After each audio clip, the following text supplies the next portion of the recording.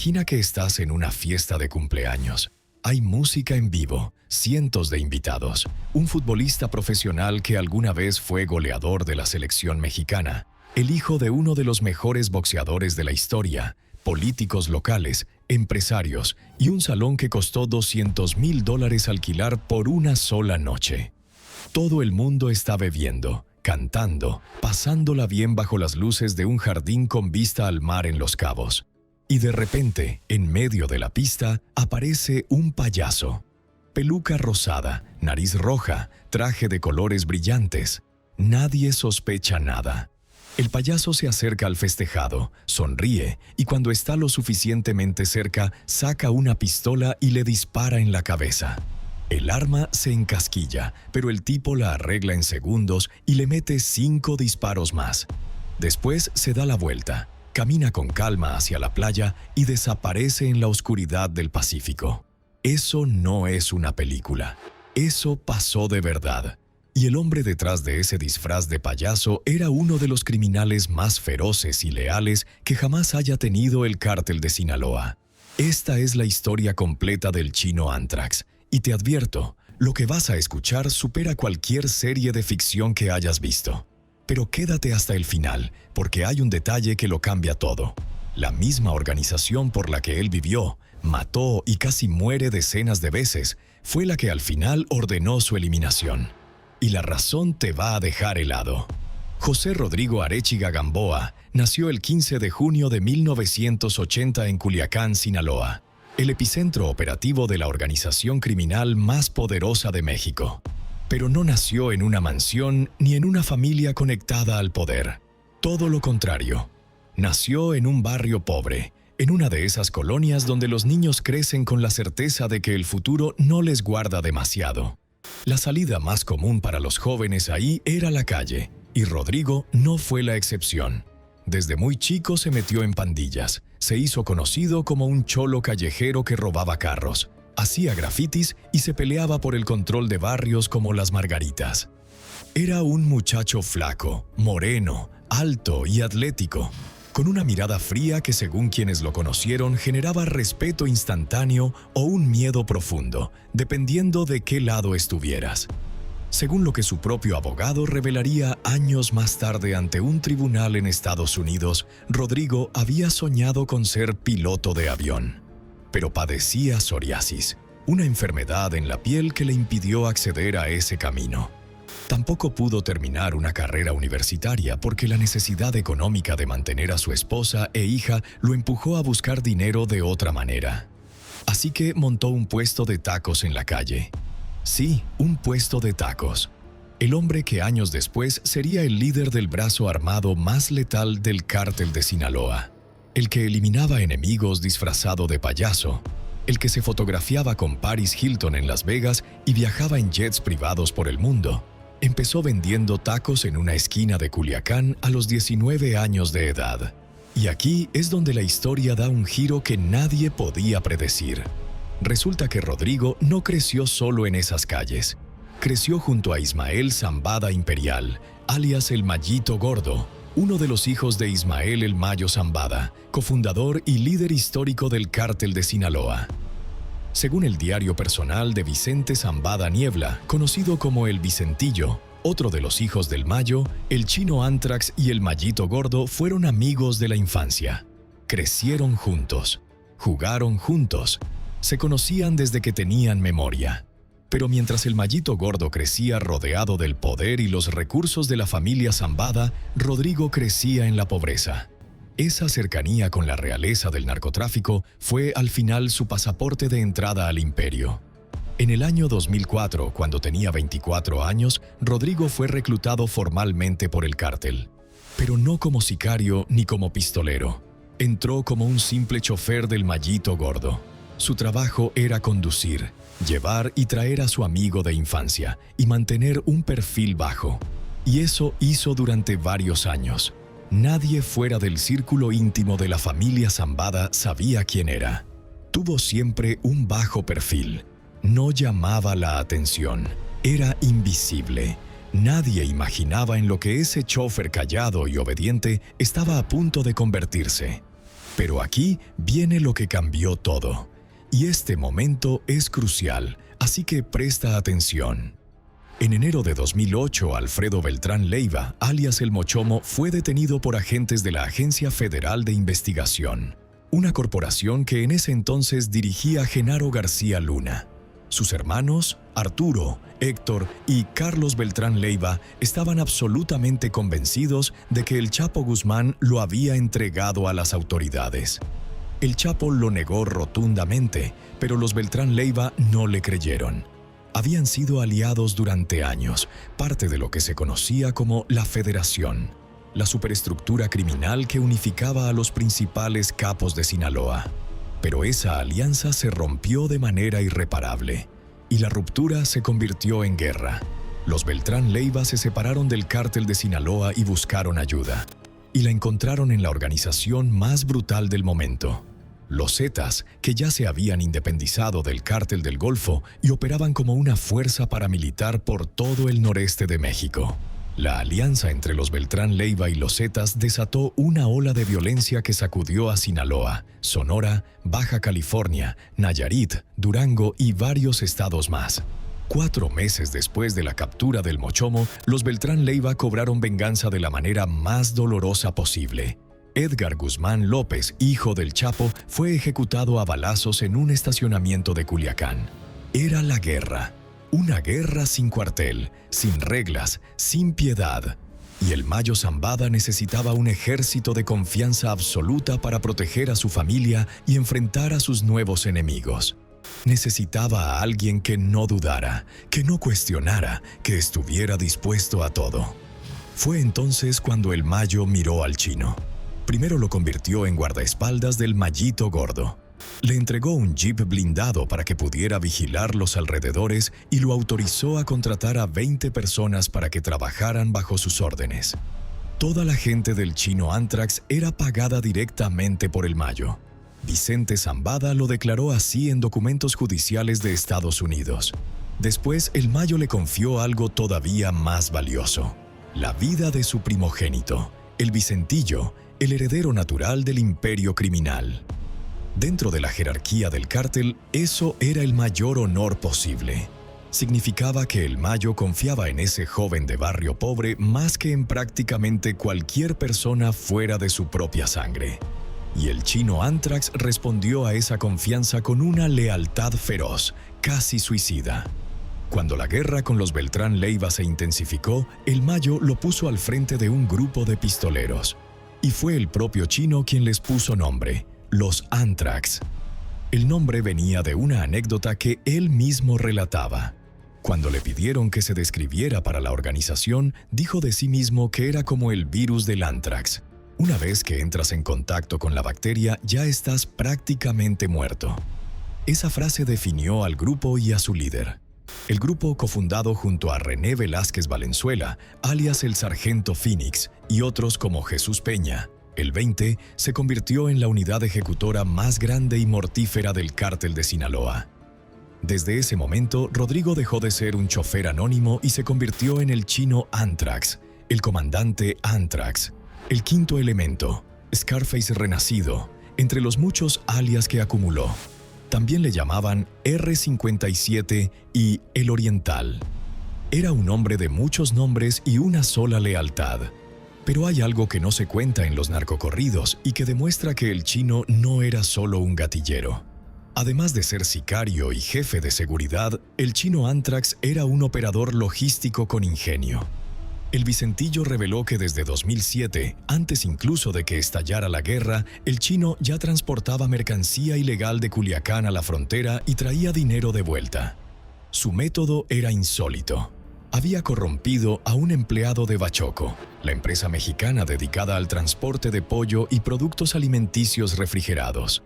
El Chino Anthrax le propuso al Vicentillo que podía enviar 4 tráileres a la frontera, con 2 toneladas de sustancias en cada uno, escondidas entre los cargamentos de pollo. El único problema era que no podía elegir el día ni la hora del envío. Tenía que ajustarse a la logística del pollo. El Vicentillo lo llevó directamente con su padre para que le explicara el método. Al Mayo le pareció ingenioso o perfecto. O las dos cosas, porque aceptó. Y el cargamento llegó a su destino sin problemas, igual que los pollos. Ese tipo de astucia era lo que separaba al chino del resto de sicarios. No era solo un hombre dispuesto a apretar el gatillo. Pensaba, resolvía, innovaba. Y eso lo hacía invaluable para la cúpula de la organización. Ahora bien, para dimensionar lo que vivió el chino Anthrax en esos años, hay que entender la magnitud de la violencia. Solo en 2008, Culiacán registró 116 homicidios en un solo mes. 24 de ellos eran policías. A nivel nacional, México registró casi 500 ejecuciones relacionadas con la guerra entre organizaciones en ese mismo periodo, un récord hasta ese momento. Los miembros de los Anthrax, según reportes del semanario Río 12, andaban arriba de patrullas estatales con uniforme oficial y el rostro cubierto con pasamontañas. Controlaban casas de seguridad, coordinaban halcones, punteros, vehículos, armas y cargamentos en múltiples estados. El 1 de julio de 2010, en Tubutama, una pequeña ciudad de Sonora, se produjo un enfrentamiento masivo entre integrantes del cártel de Sinaloa, reforzados por los Anthrax, y sicarios de los Beltrán Leiva apoyados por los Zetas. La balacera dejó cerca de 30 personas sin vida. Fue una de las batallas más violentas de esa guerra, y el chino Anthrax dirigía las operaciones desde el frente. Antes de eso, el 4 de noviembre de 2008, un comando armado había abierto fuego contra un autolavado en Culiacán donde estaba el chino Anthrax. En el ataque fue ejecutado Alfredo Vizcarra Vega, alias El Fello Anthrax, hijo de un comandante de policía de Sinaloa y uno de los cofundadores del grupo. El chino Anthrax logró escapar ileso, pero su gente pagó el precio. El 1 de noviembre de 2011, un comando rival irrumpió en un partido de fútbol indoor en Culiacán y eliminó a Francisco Arce Rubio, alias Pancho Arce, otro de los cabecillas de los Anthrax y mano derecha del chino. Los responsables fueron identificados como integrantes de los Mazatecos, una facción de los Beltrán Leiva liderada por Fausto Isidro Mesa Flores, el Chapo Isidro. El fin de semana de esa ejecución, Sinaloa registró al menos 20 homicidios vinculados a las represalias, incluyendo 3 cuerpos colgados de un puente en Guamúchil y 8 personas ejecutadas en una cancha de voleibol en Culiacán. Tras la eliminación de Pancho Arce, el Mayo retiró temporalmente al chino de las operaciones diarias de los Anthrax como medida de protección, hasta que se aclarara la situación. En febrero de 2012, otro golpe. Roque Landeros, alias Roque Anthrax, fue ejecutado junto a 3 hombres más en Culiacán. Los medios locales señalaron que esas ejecuciones provenían de una lucha de poder interna dentro del propio cártel de Sinaloa, específicamente de un grupo comandado por el Chapo Guzmán. La paranoia dentro de la organización era total. En marzo de 2009, el Vicentillo fue detenido en la Ciudad de México. Hay versiones que señalan que los Beltrán Leiva pagaron a funcionarios del gobierno para facilitar su arresto. Con la caída de su protegido, el chino Anthrax escaló un peldaño más dentro de la estructura. Se convirtió en jefe de plaza de Culiacán y sus funciones se expandieron hasta convertirse en el encargado de la logística y transportación del mismísimo Chapo Guzmán antes de su última detención en 2014. El Departamento del Tesoro de Estados Unidos describió a los Anthrax como un brazo extremadamente violento del cártel de Sinaloa, responsable no solo de brindar seguridad al Mayo y su familia, sino también de eliminar a todos los grupos rivales que se les pusieran enfrente. La presencia de los Anthrax se extendía por Sinaloa, Sonora, Durango, Chihuahua y Nuevo León. En 2013 recibieron además la orden directa de impedir a toda costa que los Zetas entraran en territorio sinaloense. Y fue también en esos años cuando ocurrió algo que ningún otro sicario de su nivel había hecho jamás. El chino Anthrax se convirtió en una celebridad de las redes sociales. Abrió una cuenta de Instagram donde presumía absolutamente de todo: autos deportivos de último modelo, jets privados, yates, ropa de las principales firmas mundiales, armas con incrustaciones de piedras preciosas, animales exóticos, incluyendo tigres, viajes a Dubái, París, Madrid, Roma, el Mediterráneo, Mónaco. Se disfrazaba de James Bond en sesiones de fotos elaboradas.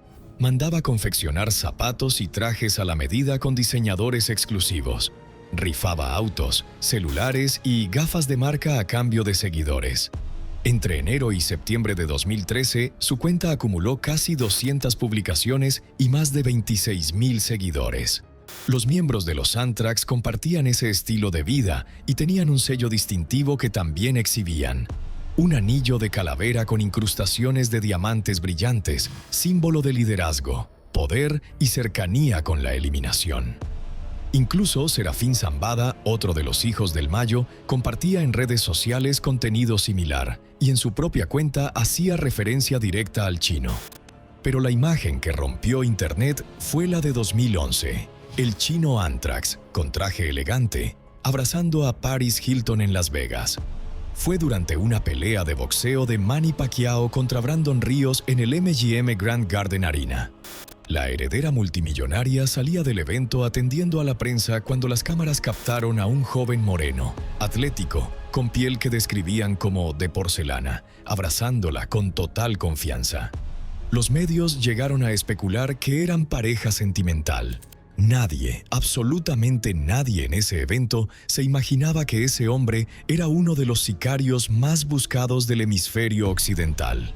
Era normal verlo en eventos internacionales de alto nivel, peleas de box, pasarelas, presentaciones. Se movía por el mundo como si fuera intocable.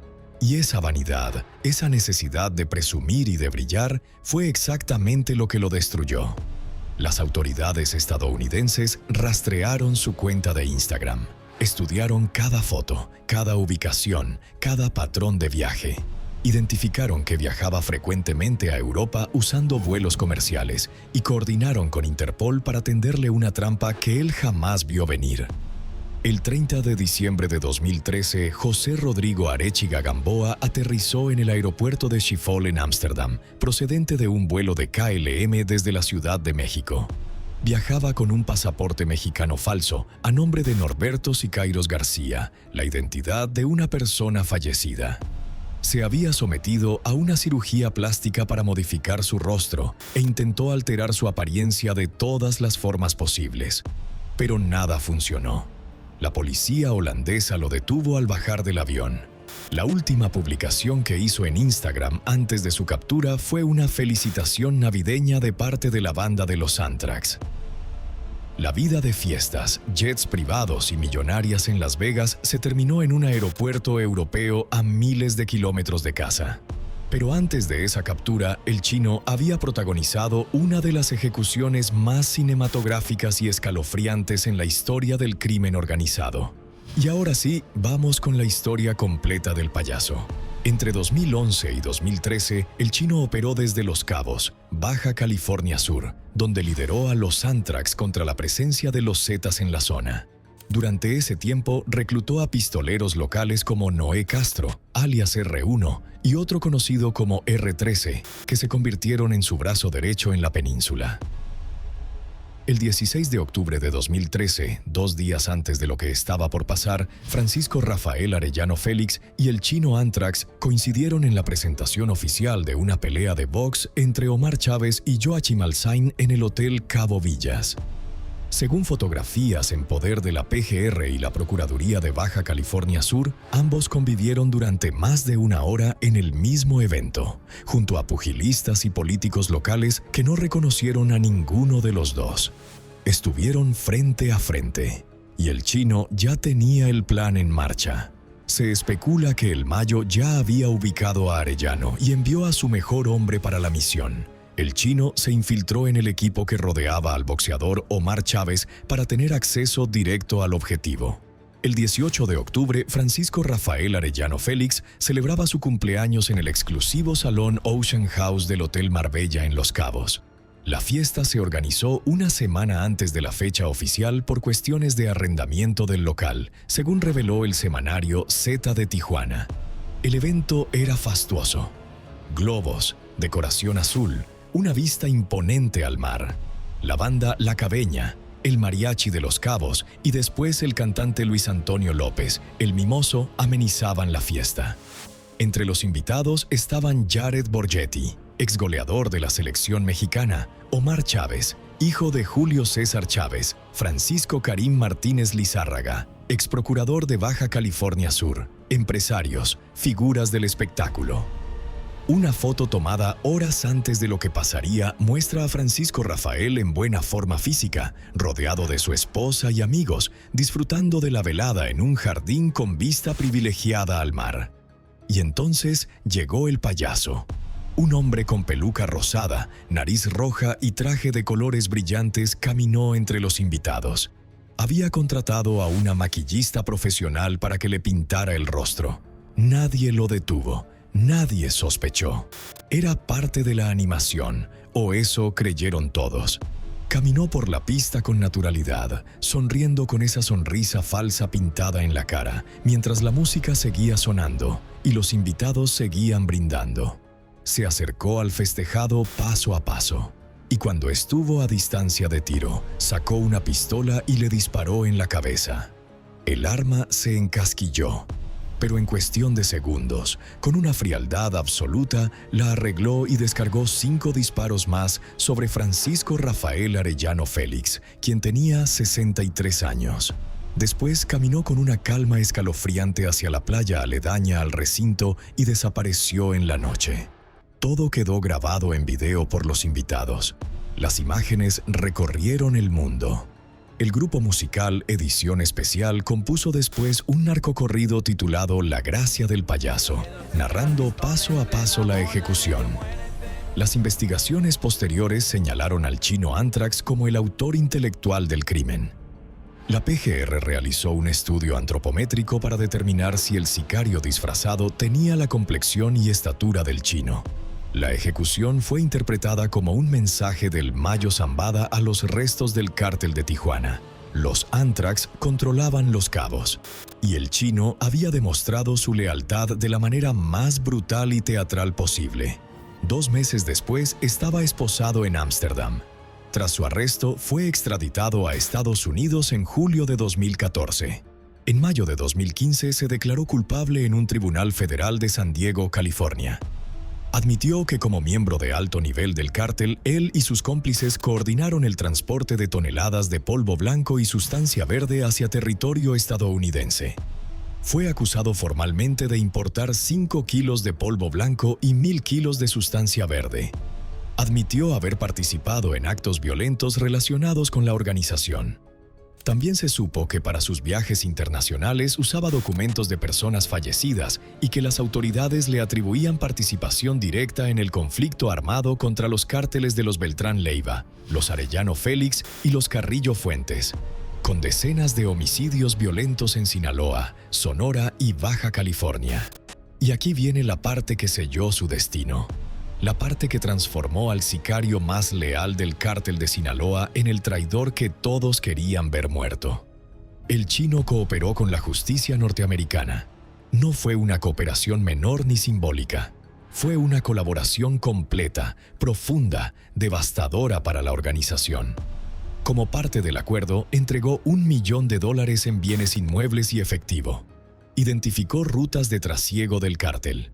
Proporcionó información que la Fiscalía calificó de ayuda inestimable para acusar y detener a docenas de altos mandos y centenares de asociados tanto del cártel de Sinaloa como de los Beltrán Leiva. Colaboró en la construcción del caso contra Dámaso López Núñez, el licenciado, socio principal del Chapo Guzmán, condenado a cadena perpetua en una corte de Virginia. Accedió a carearse con integrantes de alto perfil que seguían prófugos y entregó información detallada sobre las rutas y estructuras de la organización que durante años le había confiado su vida. Se sumó a la creciente lista de narcos que cooperaron con Estados Unidos: Vicente Zambada Niebla, Edgar Valdés Villarreal La Barbie y otros que cambiaron información por sentencias reducidas. Su abogado, Frank J. Reagan, negoció una sentencia de 87 meses en la cárcel de máxima seguridad Metropolitan Correctional Center de San Diego, seguida de 5 años de arresto domiciliario. La magistrada Dana M. Sabreu accedió en parte por el buen comportamiento del preso y en parte por su cooperación con los fiscales. Comparada con la cadena perpetua que recibió el Chapo Guzmán, esa sentencia era insólitamente ligera. Y esa ligereza encendió todas las alarmas dentro del cártel. El 12 de diciembre de 2019, las autoridades le otorgaron la libertad condicional. El 3 de marzo de 2020 fue puesto en un departamento de San Diego para cumplir el resto de su condena bajo arresto domiciliario. Las reglas eran claras. No podía salir de un radio de 500 metros sin autorización, y los agentes Mark W. Ryan y Kimberly A. Pelot lo visitaban 3 veces por semana para que firmara un acta judicial. 33 días después, el 6 de mayo de 2020, los agentes llegaron al departamento para la revisión matutina. Encontraron su celular sobre una mesa, pero todas sus pertenencias habían desaparecido. La magistrada Sabrau emitió una orden de recaptura tanto en Estados Unidos como en México. Como parte del protocolo, las autoridades debían esperar 48 horas para que el fugitivo apareciera, pero el chino Antrax no apareció. Se había fugado y había tomado la peor decisión posible: volver a Culiacán. El hombre que tenía una sentencia blanda, que podía haber desaparecido en cualquier rincón de Estados Unidos o del mundo, que podía haber empezado una nueva vida con otra identidad como tantos otros testigos protegidos, eligió regresar al territorio donde todos lo conocían, al lugar donde el Mayo Zambada tenía ojos y oídos en cada esquina, a la ciudad donde su cara estaba en miles de narcocorridos y publicaciones de redes sociales. El especialista en seguridad Alejandro Hope lo explicó en una columna publicada en el diario El Universal. La extraña sentencia, el evidente trato de privilegio, la insólita fuga, todo eso generó sospechas inmediatas dentro del cártel de que el chino se había convertido en informante y que su regreso a Sinaloa podía estar conectado con alguna operación encubierta para llegar directamente al liderazgo de la organización, específicamente al Mayo Zambada. Según fuentes consultadas por el semanario Río 12, gente cercana al cártel ni siquiera sabía que el chino ya no estaba preso. Uno de los consultados dijo textualmente: "Ese compa controlaba todo por acá. Si de verdad se fugó, va a caer de nuevo, y no me extrañaría que vaya a tener más control que antes". Se equivocó por completo. El chino se refugió primero en un domicilio de la colonia Guadalupe Victoria, al oriente de Culiacán, uno de los territorios que él mismo había controlado años atrás. Después se trasladó a la casa de su hermana Ada Jimena en el poblado de Ayuné, en las afueras de la capital sinaloense. La noche del 14 de mayo de 2020, el chino, su hermana y su cuñado estaban en la casa cuando detectaron la presencia de hombres armados rodeando el lugar. Y lo que más impactó al chino no fue la cantidad de pistoleros ni el armamento que traían, fue reconocer las caras. Eran sicarios del Cártel de Sinaloa, la organización que él mismo había defendido con su vida durante más de una década. Algunos eran conocidos suyos, antiguos compañeros de armas. El intercambio de disparos duró toda la noche, hasta el amanecer. Cuando se quedaron sin municiones, fueron sometidos y llevados como prisioneros. Al día siguiente, la policía de Ayuné encontró una camioneta BMW X5 negra en un camino de terracería con 3 cuerpos en su interior. Uno de ellos tenía una herida de bala en la cabeza. Estaba envuelto en una tela con la cabeza cubierta por una bolsa de plástico negra. Era José Rodrigo Arechiga Gamboa, el chino Antrax. Los otros 2 cuerpos fueron identificados como su hermana Ada Jimena y su cuñado. Habían pasado 9 días desde su fuga de San Diego. La Fiscalía General de Justicia de Sinaloa confirmó la identidad el lunes 18 de mayo. Sus familiares lo reconocieron el domingo, y se informó que la ejecución fue probablemente ordenada por los altos líderes del Cártel de Sinaloa, quienes lo consideraban un soplón y un traidor. Sus restos fueron sepultados en los jardines del Humaya, en Culiacán, el cementerio donde descansan decenas de capos y sicarios de la organización, en mausoleos de 2 pisos con aire acondicionado y sistema de sonido. Y hay un último capítulo que también terminó en tragedia. Claudia Berenice Ochoa Félix era una modelo sinaloense, nacida en 1987, en una familia de clase media del fraccionamiento Canaco de Culiacán. Estudió enfermería. Se casó joven con Juan Carlos Félix Gastelum, el Chavo Félix, quien era yerno del Mayo Zambada por estar casado con una de sus hijas. Con él tuvo 3 hijos. Cuando el chino fue detenido en 2013, los medios bautizaron a Claudia como la emperatriz de los Anthrax, asegurando que era la novia del chino y que había asumido el liderazgo del grupo armado. En redes sociales circulaban fotos de ella con armas largas, autos deportivos, jets privados y ropa de marca. Le decían la Kim Kardashian de Sinaloa. Incluso se especuló que el rapero canadiense Drake la seguía en Instagram y que intercambiaban mensajes. En junio de 2014, Claudia convocó una conferencia de prensa con su madre, su hermano y sus 3 hijos. Leyó un comunicado donde denunció que esas cuentas de redes sociales no eran suyas, que las fotos eran de otra persona y que esos rumores ponían en peligro su vida y causaban bullying a sus hijos en la escuela. El periodista Javier Valdés, experto en narcotráfico y asesinado en 2017, confirmó que no había señales concretas de que Claudia fuera parte activa de los Anthrax. Pero el estigma nunca desapareció. Incluso intentaron eliminarla, pero confundieron a su objetivo y levantaron a Yuriana Castillo Torres, de 23 años, una mujer muy parecida físicamente a Claudia, que también había sido vinculada sentimentalmente con el chino. El 13 de septiembre de 2019, Claudia salió a un centro nocturno en Culiacán. Al amanecer se retiró con un hombre a una residencia en el fraccionamiento Isla Musala. Horas después, cuando el hombre intentó despertarla, ella no respondió. Llamó a la Cruz Roja. Claudia estaba sin vida. La Fiscalía de Sinaloa determinó que la causa fue asfixia por broncoaspiración, producto de la ingesta de alcohol y sustancias. Tenía 32 años. Dejó 3 hijos. Reportes extraoficiales indicaron que fue hallada desnuda en la cama con un torniquete en el cuello. Entre sus últimas publicaciones en Instagram había agradecido a Alejandrina Guzmán, hija del Chapo, por regalarle una sudadera de la marca Chapo 701. El chino Anthrax empezó vendiendo tacos en una esquina de Culiacán y terminó envuelto en una tela dentro de una BMW con una bala en la cabeza, ejecutado por los mismos hombres que alguna vez le obedecieron. Tenía 39 años. El taquero que se convirtió en el sicario más temido del cártel de Sinaloa. El hombre que eliminó a un capo disfrazado de payaso. El que se codeaba con celebridades internacionales y viajaba por el mundo como si las leyes no existieran, terminó traicionado por la única familia que le quedaba, la del crimen.